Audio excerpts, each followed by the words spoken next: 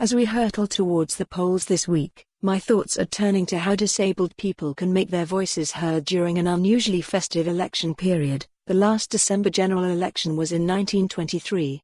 I love Christmas and the time I get to spend with my family and friends, but for many of us, this time may now feel a little uncertain.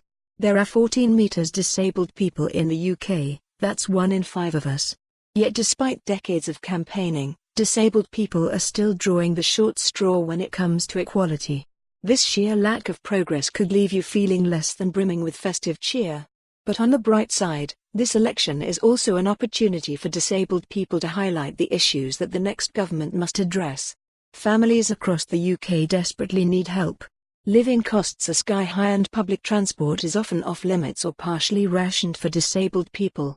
I can hardly count the number of times that I've been left stranded on a train or plane. For me, juggling full-time work and disability, Christmas is one of the only times of year when I get some real downtime. But in the current financial climate, taking time away from work can feel risky for anyone. In fact, the added financial pressures of the holiday season can be stressful, especially for the families of disabled children. All year round, they face daily battles to get their children the support they deserve.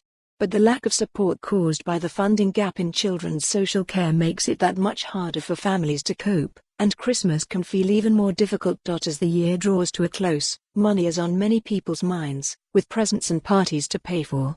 January cutbacks are inevitable for most. But for many disabled people, being forced to cut back on essentials to save money isn't just for Christmas, it's for life. Simply put, life costs more if you are disabled, and there are plenty of areas where the next government could better support disabled people to be financially secure. As a TV presenter and disability advocate, I know how lucky I am to have a job where I feel confident and love what I do. Yet I know that millions of disabled people struggle to find a job and stay in work. Disability equality charity Scope found that disabled people apply for 60% more jobs on average than non-disabled people, and half of businesses say that it's easier to recruit a non-disabled person over a disabled person. The next government must turn this around and unleash the potential of disabled people. This will mean fixing the failures in our welfare system, and ensuring that employers are doing all they can to hire and retain disabled people.